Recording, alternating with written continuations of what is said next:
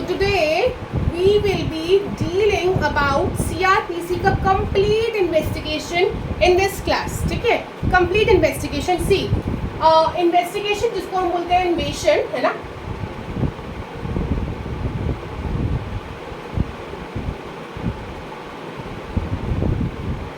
अगर हम बात करते हैं इन्वेस्टिगेशन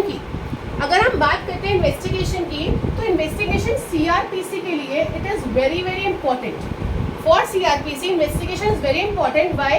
बिकॉज जब इन्वेस्टिगेशन से ही दो तरीके की हमारे पास चीज़ें रहती हैं. जब हम कोई भी हमें ऑफेंस होता है, कोई भी क्राइम हुआ या कुछ भी हुआ, या तो आप क्या करोगे, कंप्लेंट फाइल करोगे मैजिस्ट्रेट को, या आप पुलिस ऑफिसर के पास जाएंगे. ऐसा ही होता है. या तो आप पुलिस ऑफिसर के पास, जब आप पुलिस ऑफिसर के पास जाते हो तो आप एक एफआईआर दर्ज कराते हो.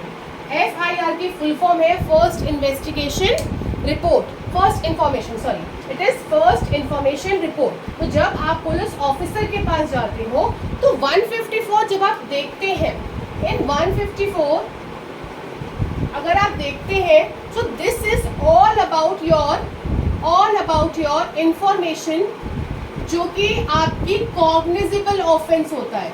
So there are two things. One is your cognizable offense, one is your non-cognizable.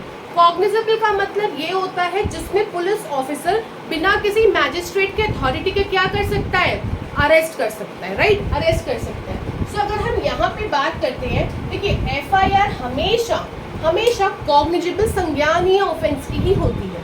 तो आपने 154 में जब आप एफआईआर दर्ज कराते हैं फर्स्ट इंफॉर्मेशन रिपोर्ट, तो वो अब एफआईआर 154 में डिफाइन नहीं है.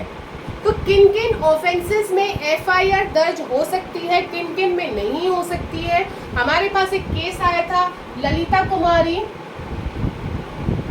वर्सेस स्टेट ऑफ यूपी, है ना. ये एक लैंडमार्क केस था.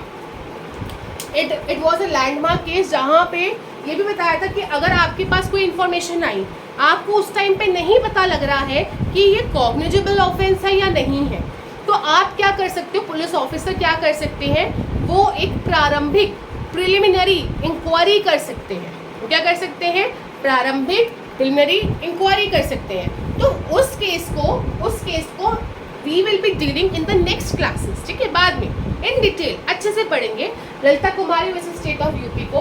बट फिलहाल अगर हम बात करते हैं 154 की, इन 154 आप जो है पुलिस ऑफिसर के पास जाके कॉग्निजेबल ऑफेंस की इंफॉर्मेशन दे सकते हैं.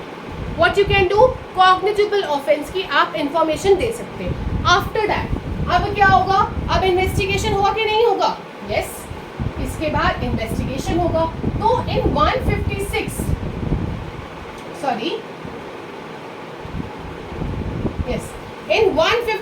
if you see in the Bare Act, in 156 आप उस पर इन्वेस्टिगेशन कर सकते हैं. लिखा भी हुआ है हेडिंग, पुलिस ऑफिसर की जो पावर होती है इन्वेस्टिगेट करने की इन द कॉग्निजेबल ऑफेंस. तो इन्वेस्टिगेशन अब यहाँ पे होगा. सो अब कॉग्निजेबल ऑफेंस में होता क्या है, पुलिस ऑफिसर ने इन्वेस्टिगेट किया without the authority of magistrate. Magistrate की अथॉरिटी नहीं थी, इन्वेस्टिगेट किया, ठीक है, वो अरेस्ट भी कर सकते हैं. बट अगर कॉग्निजेबल ऑफेंस नहीं है तो आप इंफॉर्मेशन 155 में देंगे. तो आप इंफॉर्मेशन कहाँ देंगे, 155 में देंगे. If the offence is not cognizable, ठीक है. अब पुलिस ऑफिसर क्या करेगा यहाँ पे, here police officer will first send that information to magistrate. अगर मैजिस्ट्रेट अथॉरिटी देते हैं तो फिर फर्दर इन्वेस्टिगेट और अरेस्ट होगा. इन्वेस्टिगेट करना है या अरेस्ट करना है. तो दिस इज अ थिंग. 154 और 155 में अंतर क्या है, अंतर सिर्फ यही है कि 154 में जो आप इंफॉर्मेशन देते हो दैट इज कॉग्निजेबल ऑफेंस. उसके बाद इन्वेस्टिगेशन 156 में होती है. फिर इन्वेस्टिगेशन कहाँ होगी, 156 में होगी.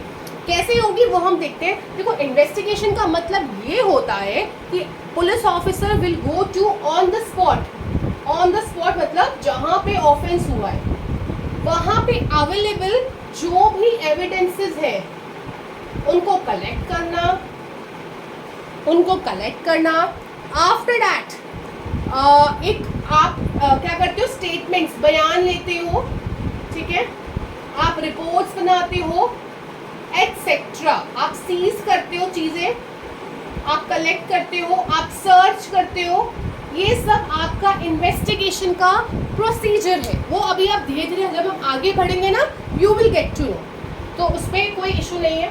फिर अब क्या होगा, अब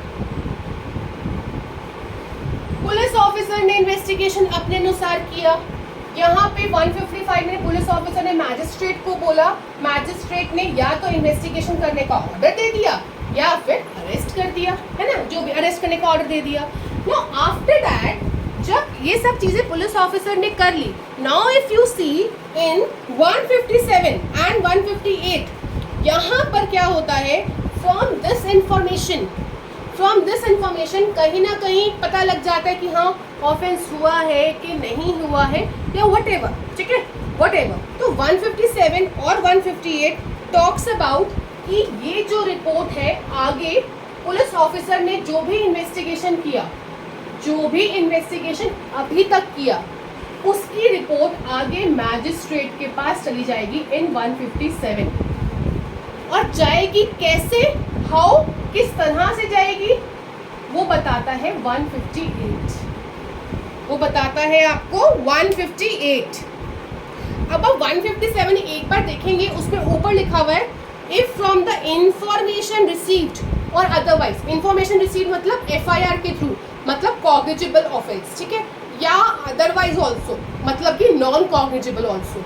सो 157 अप्लाइज अपॉन बोथ 157 एंड 158, दोनों पे अप्लाई करता है, कॉग्निजेबल पर भी, नॉन कॉग्निजेबल पर भी, क्योंकि यहाँ पे इन्वेस्टिगेशन का ऑर्डर मिल गया ना, तो यहाँ तो पुलिस ऑफिसर वैसे इन्वेस्टिगेशन कर रहा है। सो ऑन दिस बेसिस होता क्या है, अब what police officer will do, now police officer will क्या करेंगे, अपना इन्वेस्टिगेशन का जो रिपोर्ट होगा उसको मैजिस्ट्रेट को भेजेंगे।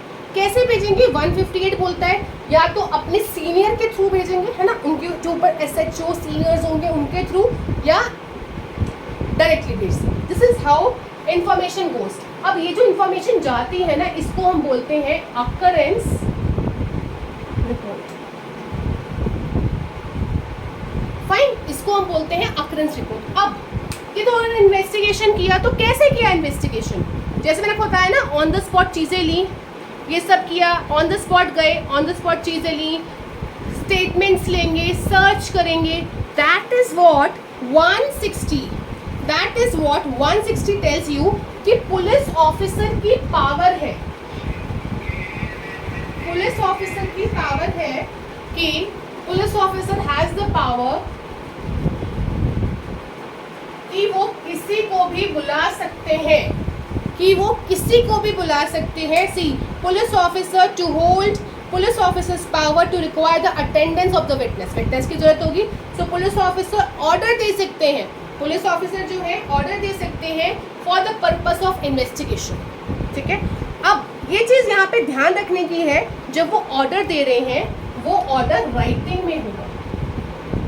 जैसे कोर्ट सम्मन करता है ना, जैसे कोर्ट सम्मन करता है, सेम यहाँ पे उसी तरह, सेम यहाँ पे उसी तरह पुलिस ऑफिसर के पास पावर है कि वो यहाँ पे राइटिंग में ऑर्डर दे सकते हैं, ठीक है, कि आप आओगे यहाँ पे एंड हम आपको अरेस्ट, नॉट अरेस्ट के लिए, जस्ट एविडेंस लेने के लिए विटनेस से कि क्या हुआ था वहाँ पे क्या नहीं। मान लीजिए फॉर एग्जांपल अगर सुशांत सिंह का जैसे आपको केस अगर पता होगी कि वो हाइप में था इसलिए बता रही हूँ, अब उसने सुसाइड कर लिया, कितने सारे लोगों को पुलिस ऑफिसर, हमें न्यूज़ में बताता था कि आज ये पुलिस स्टेशन गए हैं, आज ये गए हैं, आज रिया चक्रवर्ती गई हैं, आज ये गए हैं, आज वो उनके ब्रदर गए हैं, ठीक है, सिस्टर इन लॉ गई हैं। क्यों यहाँ पे, क्योंकि पुलिस ऑफिसर जो है इन रिटन ऑर्डर दे रहे थे कि आप आओ, आपका क्या होगा, आपका एविडेंसेस लिए जाएंगे, बयान लिए जाएंगे, ठीक है, स्टेटमेंट्स। तो ये इंपॉर्टेंट है कि यहाँ पे पुलिस ऑफिसर इन राइटिंग 160 में क्या लेती है, आपको बुलाते हैं, रिक्वायर करते हैं कि you have to come to the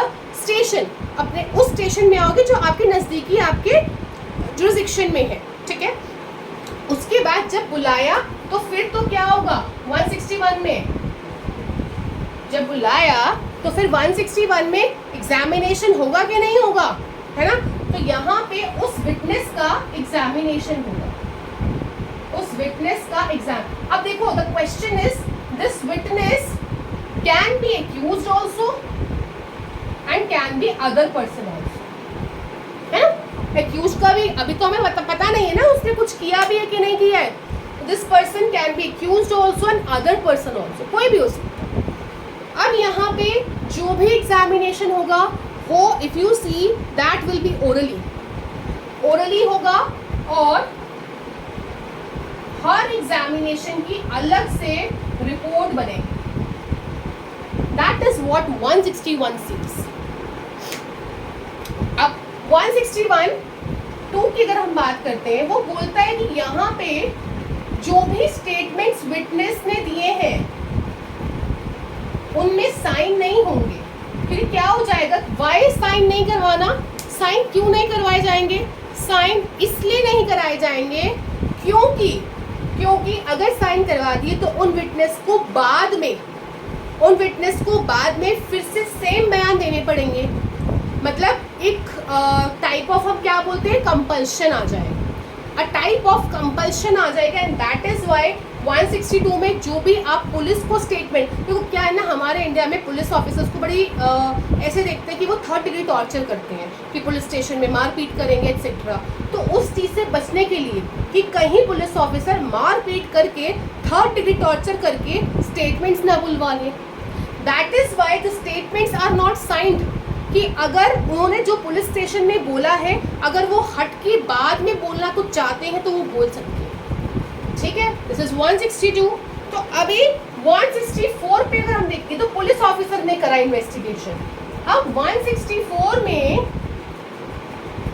in 164 magistrate has the power to do investigation, not investigation, statement लेने की, ठीक है। स्टेटमेंट मैजिस्ट्रेट 2 चीजें लेता है। अगर वो एक्यूज्ड से ले रहा है तो उसको हम बोलते हैं कन्फेशन।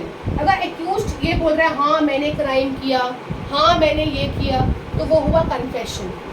या अगर क्राइम की स्टेटमेंट नहीं है, कुछ और है, स्टेटमेंट भी ले सकता है मैजिस्ट्रेट। जैसे पुलिस ऑफिसर स्टेटमेंट ले रहा था ना, मैजिस्ट्रेट स्टेटमेंट दोनों से, एक्यूज से भी एंड विटनेस से भी।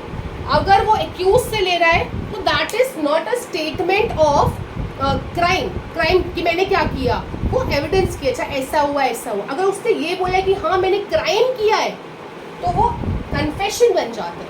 तो 164 में एक्यूज्ड एज वेल एज आपका अदर पर्सन्स की स्टेटमेंट और कन्फेशन हो सकता है। Now important thing in 164 is कि जो मैजिस्ट्रेट होता है ना, जैसे आपको कहा था पुलिस स्टेशन जो होता है, पुलिस स्टेशन जुरिस्डिक्शन का पुलिस स्टेशन में जाएंगे, ये मैजिस्ट्रेट जुरिस्डिक्शन के नहीं होते, हो भी सकते हैं बट जनरली नहीं होते।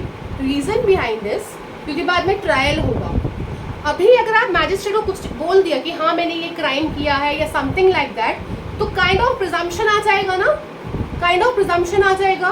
तो बाइसनेस को क्रिएट ना करने के लिए यहाँ पे जो मैजिस्ट्रेट रिकॉर्डिंग करते हैं यहाँ पे वो अलग होते हैं, और जब ट्रायल होता है तो अलग होते हैं। तो दिस इज इन्वेस्टिगेशन का पार्ट 1। इसमें कोई भी डाउट है तो आप पूछ सकते हैं, ठीक है।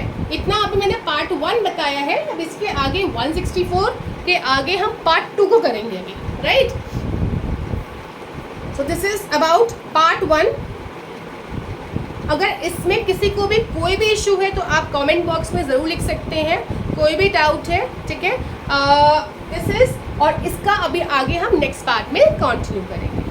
Thank you.